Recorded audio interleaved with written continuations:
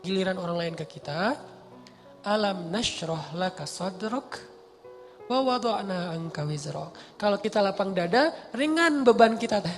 Kenapa kadang-kadang punggung pundak kita rasanya kayak keras gitu kan ya? Kebanyakan pikiran. Pas kita dipijat, kenapa ini keras banget? Stres. Kenapa kok bisa stres? Dadanya sempit. Orang yang dadanya sempit, satu kesalahan orang aja udah bikin dia nyesek. Tapi kalau dadanya lapang, kesalahan-kesalahan orang itu gak bikin dia nyesek karena masih lapang. Kayak sebuah ruangan sempit, ditaruh satu barang udah sesek.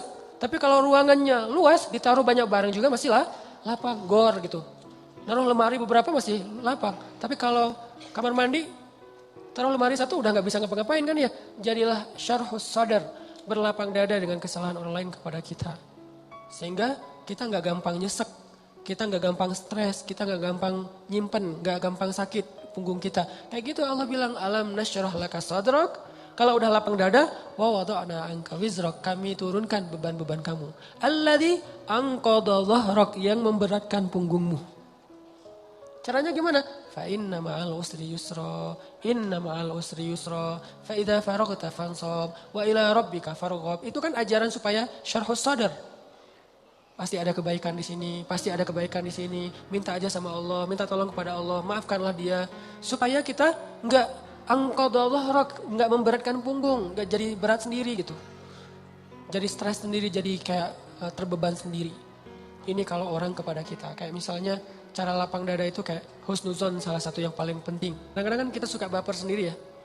Ada yang ngomong apa, chat di grup, kita ngerasa kayak di-spad gitu. Wah ini gua banget nih yang diomongin, padahal enggak. Bukankah kita sering dengerin khutbah atau ceramah seseorang ustadz itu, kayak ustadz itu kenal kita banget?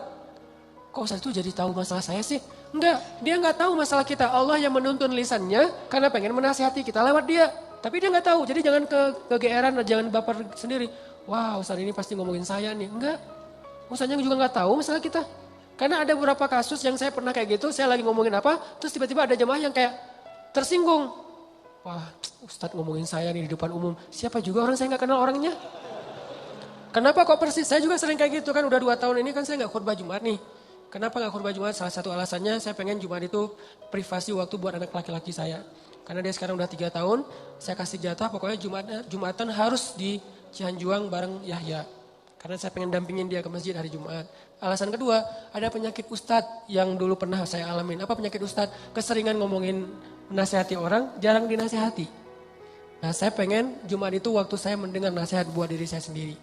Awal-awal itu benar kerasa. Pas pertama dengar khutbah orang, apaan sih ini kayak gini ngomongnya, ada tuh ego ustadz kayak gitu tuh muncul tuh. Itu kan yang lagi diobatin tuh, wah nggak gini, saya tahu dalilnya lebih dari ini, mulai muncul gitu-gitu tuh.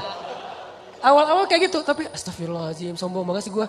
Udah. Terus kalau ada yang ngomongnya kadang-kadang kayak belum terbiasa ngomong di depan umum, kayak agak-agak fast mungkin, atau agak-agak kaku gitu. Muncul rasa sombong, tapi lama-lama di recovery, diperbaiki apa? Kalau saya menghargai dia walaupun nggak bagus, nanti orang akan menghargai saya ketika saya nggak bagus performnya.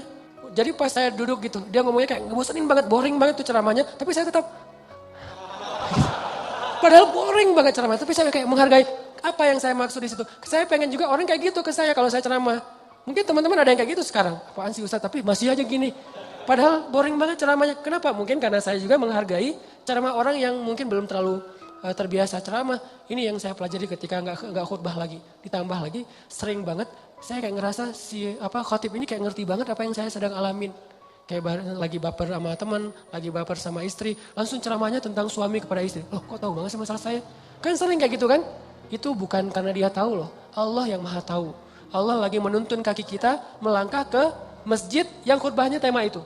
Dan Allah menuntun lisan ustadz untuk ceramah pas waktu kita datang tentang tema itu. Allah yang lagi nasihatin kita lewat lisan seorang ustadz. Jadi jangan baper. Gitu juga ke teman.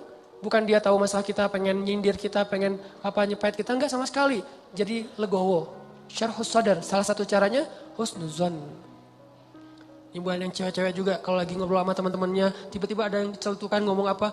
Jangan langsung diem. Wah ngomongin saya nih, pasti saya maksudnya. Belum tentu. Husnuzon aja. Mungkin dia emang gak tahu masalah kita. Teman-teman yang lain tahu kecuali dia yang ngomong nih.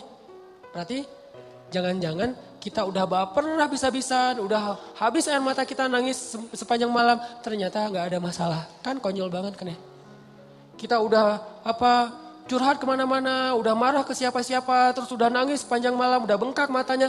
Besok pas tabayun, maaf ya saya nggak tahu kalau ada masalah itu. Oh jadi kamu nggak tahu? Nggak tahu, rugi dong air mata saya udah 1 ember. Ini sering terjadi. Kenapa? Karena kita nggak syarhus sadar, nggak husnuzon dulu sama orang lain. Kalau misalnya menurut kita dia tahu banget masalah saya masih diomongin, oh mungkin dia silap, mungkin dia lupa, mungkin dia terlanjur ucap, atau enggak dia pasti konsep tuh soalnya captionnya tuh panjang banget, pasti dia nulis. Kalau gitu mudah-mudahan dia udah sadar sekarang. Belum sempat aja minta maaf ke kita, yang jelas dia udah sadar, udah minta ampun ke Allah. Husnuzon, husnuzon, husnuzon. Bukankah Allah mengatakan ijtanibu katsiran minaz-zon? Satu-satunya yang layak kita seuzon itu cuma setan. Bukan orang. Minimal kita bilang bukan dia nggak maksud kayak gitu. Setan yang nuntun lisan dia. Setan yang bikin dia mengatakan itu dan dia udah sadar sekarang. Setan aja yang disalah-salahin, nggak apa-apa. Kan seuzon yang diperbolehkan buat setan doang kan. Kayak Nabi Yusha ketika lupa masalah ikan dengan Nabi Musa pas nyari Khidir, apa kata Nabi Yusha? Wa ma ansanihu illa syaitanu an adzkurah. Maaf ya Nabi Musa, tidak ada yang buat saya lupa kecuali syaitan. Jadi yang dikambing hitamkan oleh Nabi Yusha adalah